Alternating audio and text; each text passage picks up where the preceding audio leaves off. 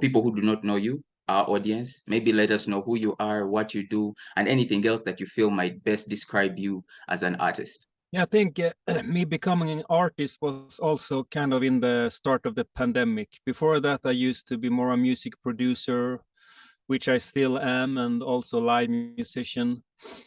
And then the first thing that happened was like the music industry got down when it came to like just as a songwriter. I used to be charting all over the world with writing music basically. So, and that kind of stopped. And then I turned a bit more back again to the live scene.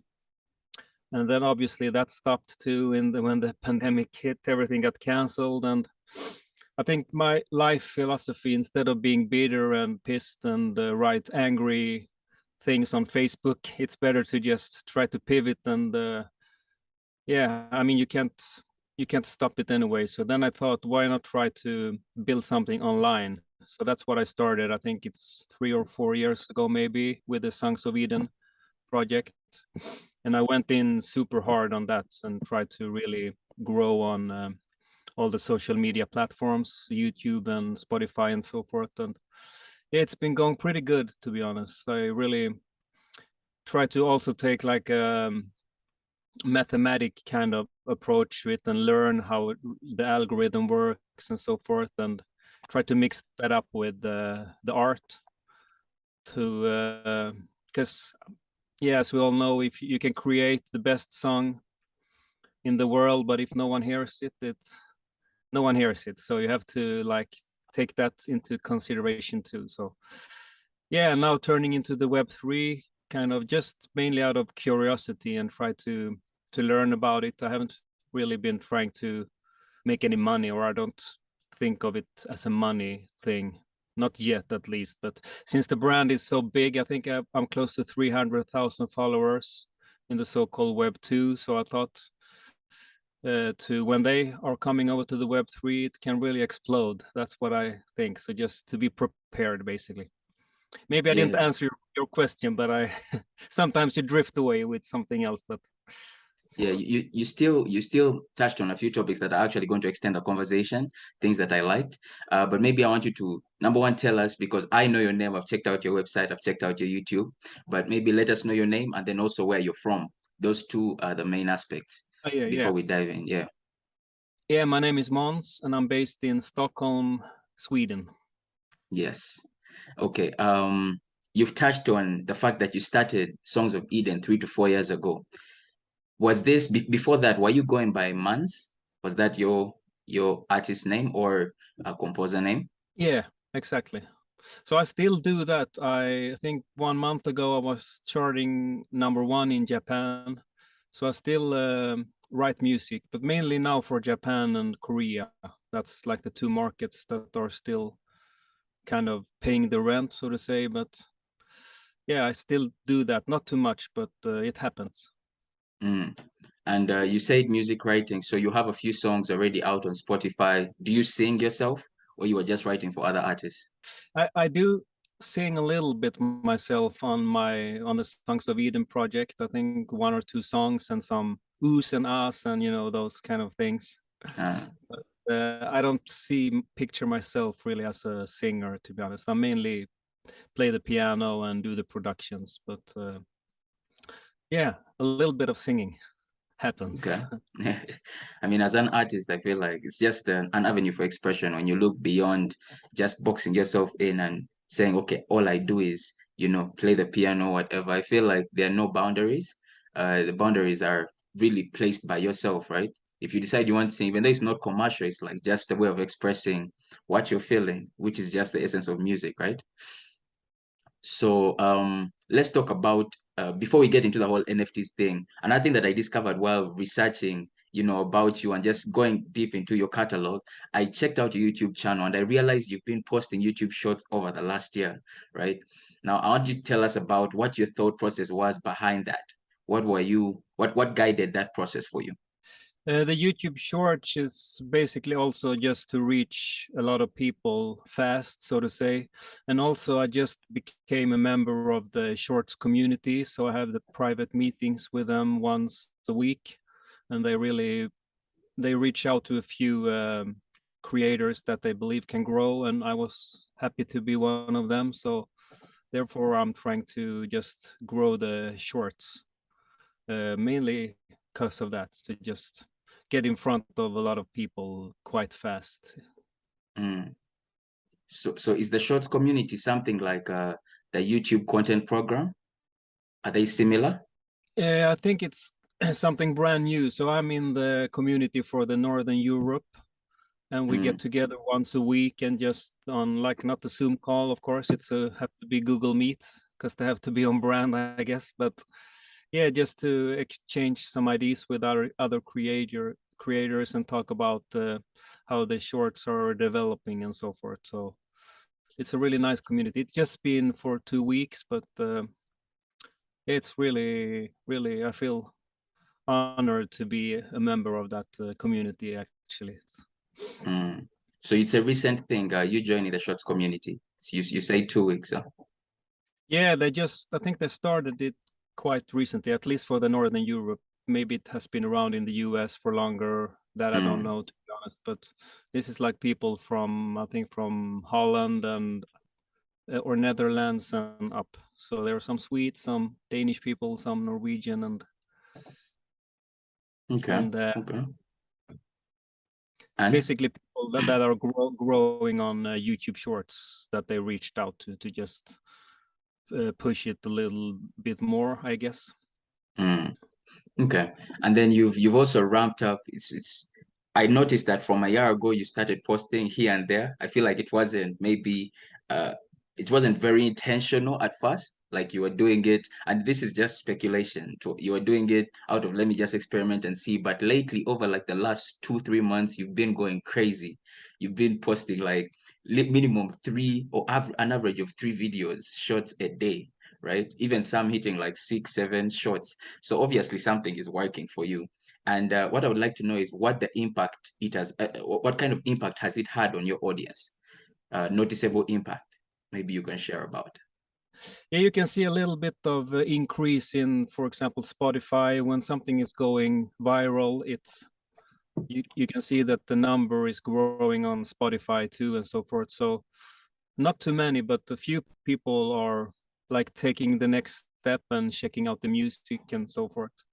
So if you have quite a lot of YouTube Shorts views, then you can see that the number is going a little bit up on Spotify too. So I think it gets hand in hand. But with that said, as you say, it's really hard for people to switch platform. That's one rule we all have to learn. Like if they're watching your Twitter, it's very hard for them to leave to your Spotify or to wherever you want them to leave. When you're on Twitter, you're on Twitter. When you're on Spotify, you're on Spotify, and so forth, I guess. So, but yeah.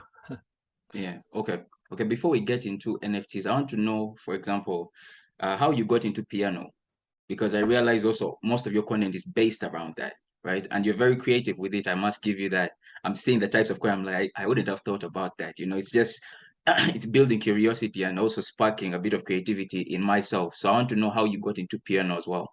Yeah, I've been playing the piano my whole life. I started like in kindergarten to they had a piano there, and then my parents were so kind to put me into piano lessons at a quite early age. And since then I've been stuck with the piano, and I think I still like it. I sit every day a little bit to just play for myself. So it's I tried some other instrument, for example the saxophone, but that sounded horrible. I remember my dad's Mm, face was like, oh my god. So then I realized that, okay, this is not for me, the piano is for me. So mm, that's where I kind of stuck with. And I've been like touring a lot on the piano too. I still do. I play with both myself with my own project and with other artists around mainly Sweden nowadays. But so yeah, mm. the piano is with me. Hey, we must big up your parents as well, because I feel like the roots are very essential. You see how they basically invested in you, and you didn't know that this thing was going to take off for you and be a major part of your life. It's crazy the support that parents could have, the impact the support parents could have on their kids, right? Yeah. So, how did you get into NFTs? Maybe we could start from there. I think it started. I heard Gary V talking about it. That seemed to be the most common story that everybody says. Like this Gary V, he's everywhere. Like, can't get rid of the guy. Right? And basically what he said, just take your 20 hours and learn about it. So that's kind of what I did, and then realizing that everything was happening on Twitter, and yeah, trying to learn every day, but or just build something that feels like it's coming from my soul, not instead of like doing all these small projects here and there. I'm trying to build something similar to, maybe not to YouTube, but I'm trying to build a place where you can find a lot of things. So what I've been doing is I teamed up with something called darkblock.io. I don't know if you're familiar with it, but basically what it allows you to do is to add utility post mint. So what I do constantly is adding things to my current holders. And I want to keep it very tight, but and also hopefully that when Web3 grows, and since I have quite a large audience, that they will benefit too with sticking with me in the Web3. So with this dark block, you can basically add stuff afterwards. So what I've been doing is adding 3 concerts, live performances so far, and 1 album that is not available on Spotify. It's only available to listen to or download on the dark block.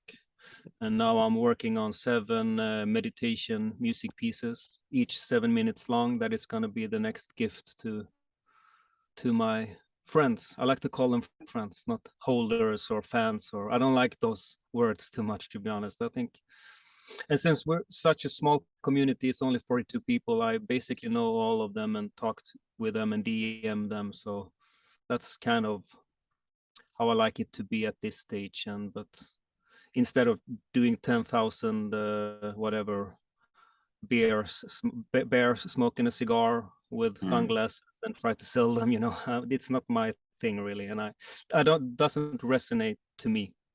Like your music is as an NFT is 1,000 times better to me than looking at some whatever monkey smoking a cigar, those kind of projects. It's not something it that doesn't makes appeal to me you. go, oh, cool. Oh, not really. So uh, I feel like we should work backward because you've mentioned a few interesting things as well. Um, let's talk about Gary V, right? Because if you started from him, if he's done inspired you, you've heard of his projects like V Friends. Have you actually invested in that? Because the reason I'm actually asking that is because I saw your profile on OpenSea and I realized you're a collector yourself. So this is not something you're just like basically you what I've noticed is aligning with what you're telling me. This is not something that you're just doing for the money. It's something that you're actually interested in. You're seeing people's artwork and you're investing in it. You're collecting. So have you collected any of his NFTs? Maybe in your process towards this point, learning NFTs. say again, if I have collected any NFTs. Any of Gary V's NFTs? Yeah, one of them actually. I got one of them. Mm, okay, and let's talk about now the utility as well because you've mentioned Dark Block. How do you spell that? Darkblock.io. Darkblock.io. So DARKBLOCK. Okay. And that's really cool, really cool. They have like a TV app and Mm, they're constantly building. And I got to know the team very well, so they're open for any feedback and so forth. And that's what I kind of like to put it, instead of putting something out that you just try to shill and sell, to do something that's really or valuable that people like, and so forth. People are really happy, like, okay, here's a complete album for you. They're like, wow, oh my god, that's so cool. So, mm, so yeah, and talking about buying, that's what I trying to like invest the little money I make just to support others and buy their work. Of course, if I like it, mm. that's the have to like it. Maybe the only investments I did was the Gary V one that I hope he's not listening, but I don't love it personally. That was kind um, of more investment, and also Snoop. I love Snoop a lot, but that was kind of also an investment, hopefully. I don't know. I'm not really an investor. I don't tend to look at the ETH going up or down or whatnot. I'm maybe the worst when it comes to those kind of things. But yeah, those were kind of the two NFTs I bought purely out of investment. Okay, Snoop a little bit because being a fan of him too. Mm. Yeah.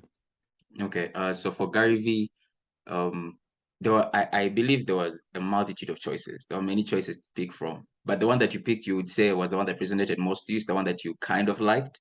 I think Would you it say was the that? one I could afford, to be honest. It was one of the Okay. cheapest ones. Mm, They were quite kind of pricey, but I was on that some kind of wait list. I didn't really follow too much, but you have to buy something to get on the wait list for this Series 2 thing. And then I mm, just got one. Because I was lucky before, I think it was before then I sold out to on my own collection. So I had some ETH hanging around. So I thought instead of trying to make them into real dollars, why not buy something instead and just keep the ETH inside of the system instead of trying to get it into real money, so to say. mm. Okay, Gary V emphasizes, because I also watch his content. He's actually a big influence in terms of this online thing, because I'm also trying to figure it out, trying to be an online entrepreneur, right? So he speaks to me, and one of the things that he says about NFTs, for example, is a need for utility. So when you mentioned darkblock.io, it made sense. It's the first time I'm hearing about it, but now I want to know, for example, what are scenarios that you would say represent that utility? Like what examples of utility? I think basically you can put NFTs there, you can put basically anything. So what I've been adding is 3 videos, which are from the start, like metaverse concerts. So those 3 I put in there. So basically what you do is connect your MetaMask wallet, and if you have my NFT, you just get all the utilities there. And so I did that, and then the album, and yeah, basically trying to add more and more things. And what they were Mm, talking about too, as far as I understood, is like putting a gate straight to spatial, which is the place where I perform. So mm, basically, if you hold an NFT, you can have this VIP or access, or even free access. Like there are some token gated concerts. I have one coming up with some Japanese friends in November, and then all my holders are getting in for free. So that's some small perks and benefits for this small investment of $20 for which mm. I'm selling my NFTs for. So honestly, I think it's kind of cool to get like an album and 3 live concerts for $20. Yeah. I mean, you've spoken about performing on special, like you've been, because I noticed that your account on OpenSea has been open since January, right? So is it safe to assume that that's when you decided to dive in head first in this NFT thing? Yeah, I think I started maybe March, April something. I took the first period to just try to learn a little bit, and I had that approach my whole journey with the Songs of Eden, to instead of start to post on Instagram, learn how it works, learn how the algorithm, how everything works, and then dive in. And the same goes with YouTube. Instead of just posting whatever, just try to learn. And I try to have the same approach with NFT. But also, what I like to do is try to just reverse everything, to do something completely different. Like we talked before earlier, instead of releasing 10,000 bears with cigars, I'm trying to do the total opposite. Just release 5 with tons of utility, just to come in from another angle and not copy what everybody's doing, rather do something that no one else is doing. That's maybe I'm not succeeding, but that's my attempt at least to do something brand new. And as Mm, far as I know, with the dark block and all the utility I have, I'm the only one that I've met that are doing it. okay. Maybe you could also share with us what your experience has been on spatial, because I'm a noob. I don't want to act like I know a lot, and I'm sure so you're still learning, but I feel like you're knee deep, like you're deeper than I am in this space because all these terms I'm hearing now. I would like to know, for example, what spatial is. How does that work? You can just give us just the surface level explanation on how that works. You said you perform there as a like in the metaverse. It's a connection for you to the metaverse. So tell us about that. Yeah, so basically what you do is it's completely free. If it's not, if maybe if someone decides that he should have his or her event token gated, then it's not free, obviously. But to go into spatial is completely free. So what you do is just create an avatar. And another thing I need to mention is that you need a pretty good computer. I just bought a new one because my old one that is not too old in my world, like a few years, but that couldn't really handle the spatial. So you need a pretty good computer. And then Mm, what I've been doing mainly is they have a little issue with audio, so it's hard to get the computer audio straight into spatial. I've been trying it a few times to like do it live, to really perform live and play the piano, and then I had to do a little work around basically feeding the sound from the card back again in the sound card, and then it works. But what 99% of the people are doing is just screen sharing, for example, Twitch or YouTube. You can basically upload your video onto YouTube and put it private so no one else can see it, and then just screen share, play it and screen share it inside of spatial, and that works good. But mm, I'm like a live performer, so my ideal situation, which I've done a few times, is just sit with the piano, talk with some people, and maybe they want to hear a song or say something, and just do it really interactive and live. That's like what but I haven't really solved that yet. They're working on it, but so far you can't like share the audio. Like if I don't know what you're working on, but let's say it's Logic or Fruity Loops or whatever DAW, you can't share that audio onto spatial, which I think is that would be ideal for like me or you mm. to just here's my beats, here's my piano, here's my voice, and I just share this and everybody's hearing it.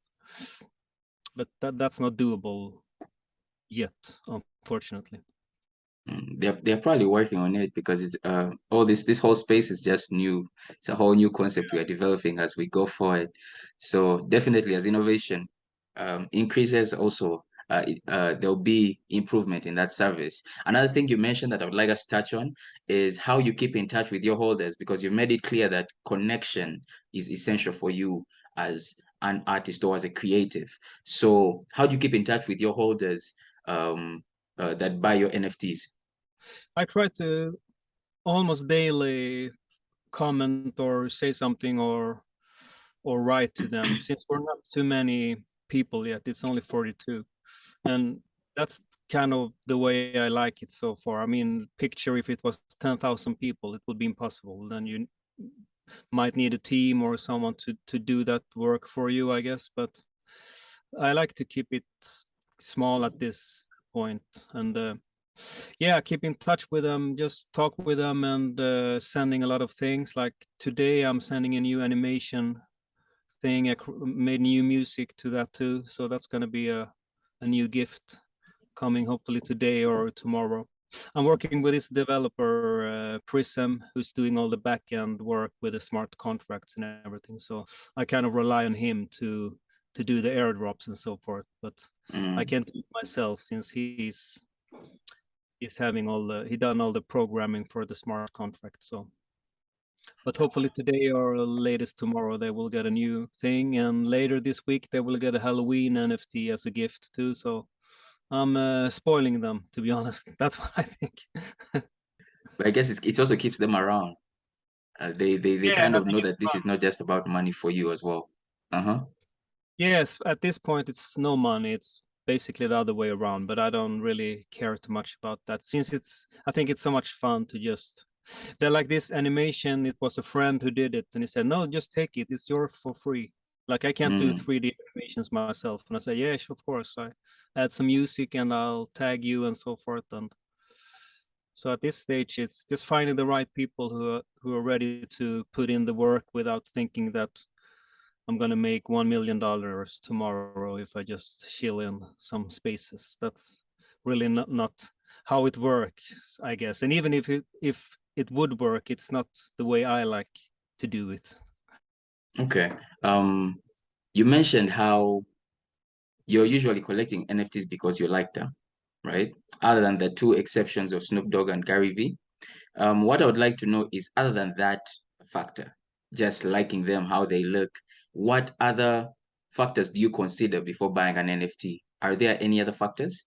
I think one big factor is like a human connection. Like a lot I collected from musicians and producers. Basically, you met them in spaces and you want to just you hear their story and what they are created, and that's like the extra sauce on the decision to do the purchase. Basically, not I'm not like looking around on OpenSea for NFTs. I never done that. But if you and me like we have the feel my flow spaces and you think, oh, this song is really cool and this guy seems nice, so then you just want to support, I guess. Mm, So that's, as you said, that's the way it works. It has to be more than just a cool JPEG or a cool song. It has to be something more, I think, mm. at least for me. Yeah, like a And cool person as well. a lot of art. Yeah, and a lot of art too. I've been collecting, I think, more art. I've been hanging out a lot in art spaces Mm, since I think that is really something interesting. Music, we are really picky. It has to be super good because that's what we do. But art is yeah. more, I'm thinking, have a learning curve to learn more about the craft and how they scan it. I think that's very interesting. And do the AI maybe and the 3D. And I don't know anything about it myself, so it's out of curiosity. I'm trying to learn from those people how that kind Mm, of art is created. I mean, we do music, that's one art, but doing the visuals and all that is another craft. That's super interesting. is that something you're looking to explore, like to learn for Um, yourself? I did it a little bit out of just happened. I don't know if you've seen my MIDI punks that I'm drawing with the piano. Yes. So that's how I why I just started to hang out in art spaces a little bit, just to hear what they thought about it, if they thought it was a stupid idea or a fun idea. So and then you start to listen to other people and hear their what they are working on and how they do it. And I think just learning your whole life, that's what I love, in a Mm, slow pace, like learning about different crafts. Maybe you don't have to start to paint tomorrow. That's not what I'm saying, but learn how it's done. I think that's at least something that I'm interested in. I would rather hear Leonardo da Vinci talk about how he painted Mona Lisa than look at the painting. If you get what I mean, just the yeah. thoughts behind it. What did I think? What pencil? What colors? Those things. I think that's really cool. Yeah, that the process of creating it than the destination. It's basically the whole thing of it's the journey that matters, not the destination, right? So Yeah, that's like that's what I'm when picking I up. heard Hmm. your song too, you get like, okay, how did you do that? I would love to. I could watch an hour of you just sitting. This is the EQ I did. This is the reverb I did. This, I did that. I love those kind of things. It's really interesting, and Yeah, you learn something too along the way. that's a create at heart.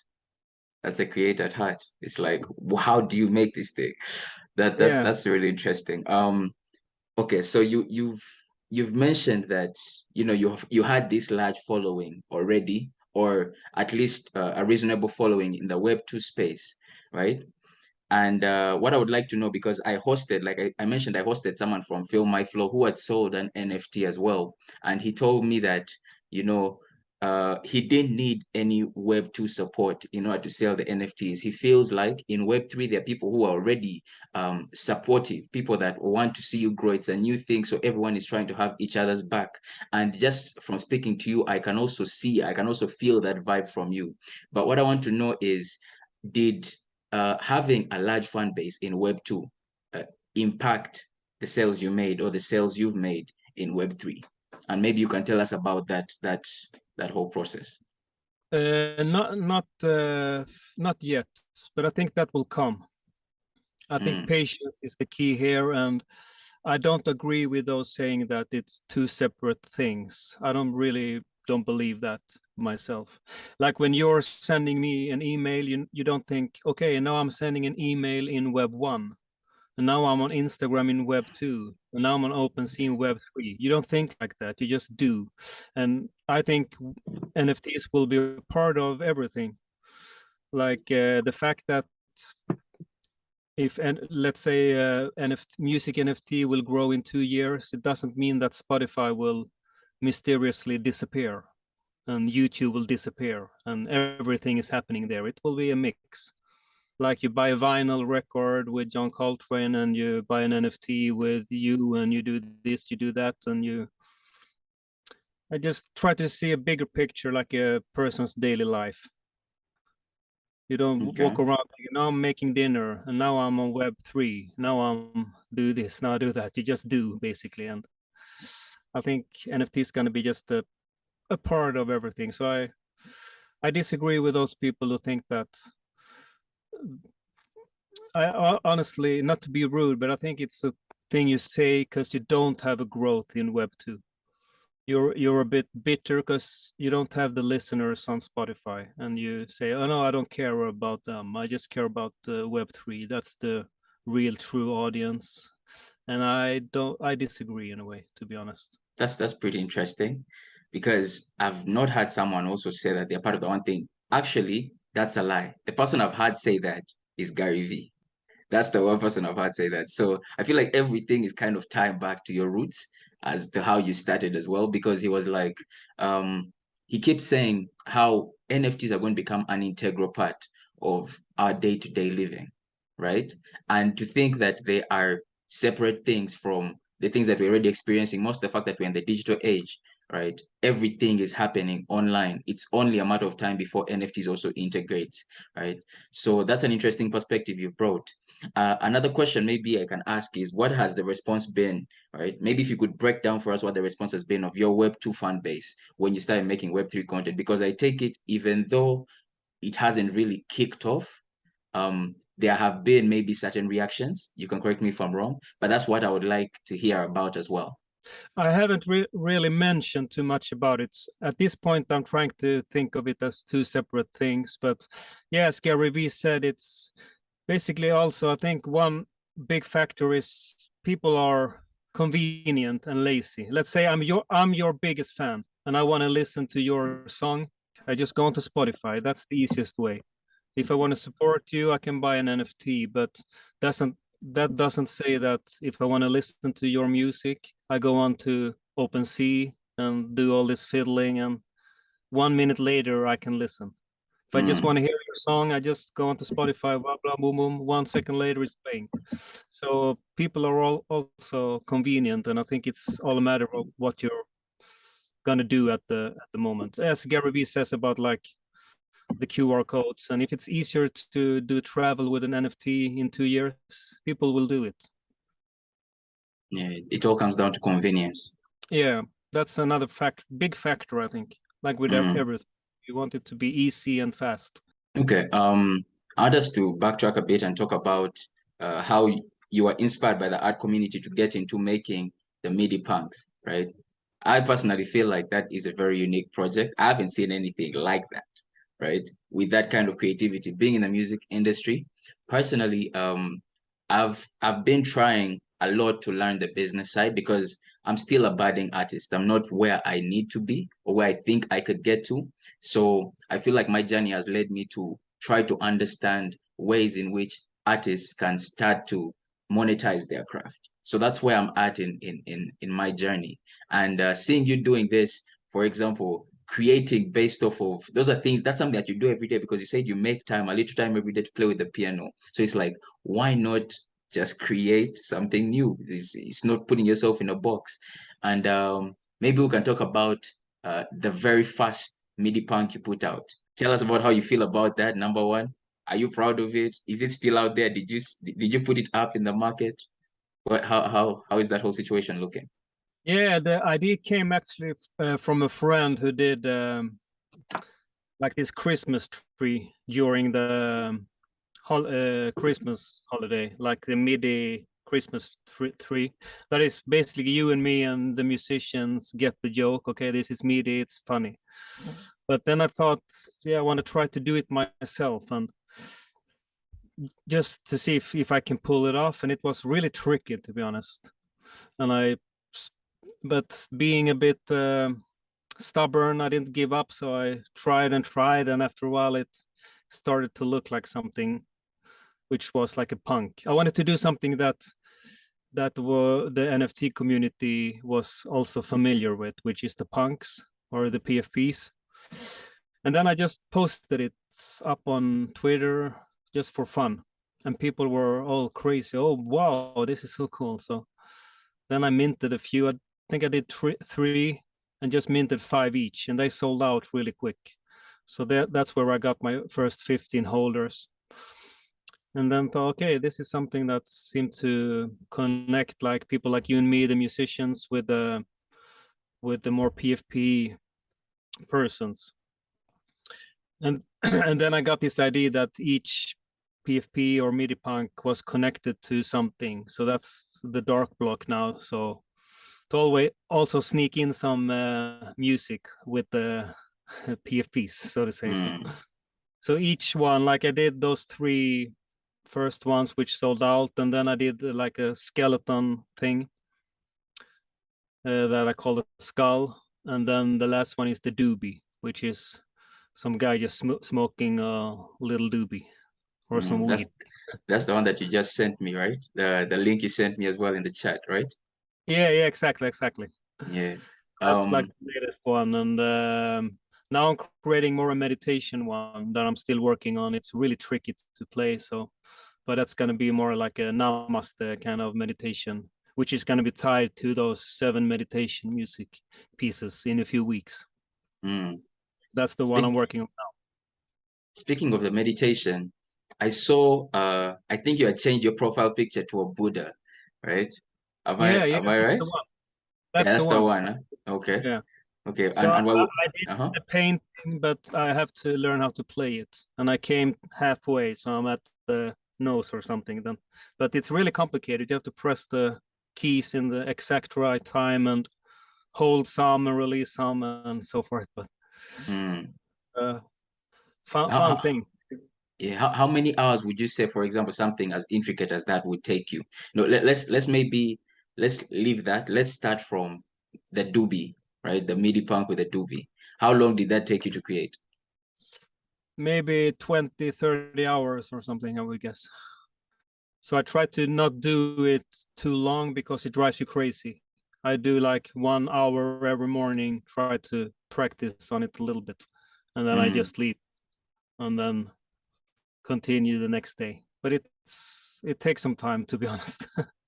Yeah, But it's also like a meditational almost state of mind you get into, like you just repeat the same pattern over and over again, like for an hour. So I try to think of it like that, to just do it like almost like a meditation. You just sit and repeat the same thing instead of being crazy angry and start what the no, I mean, yeah, I doesn't help. get you. Yeah, it's not productive in any way. No, exactly. Yeah, I feel like what you're talking about is getting in the zone as well, like as you do it. And I've noticed just from interacting with your platforms, you are into meditation. Now, my questions to do with NFTs, I feel like at this moment are done.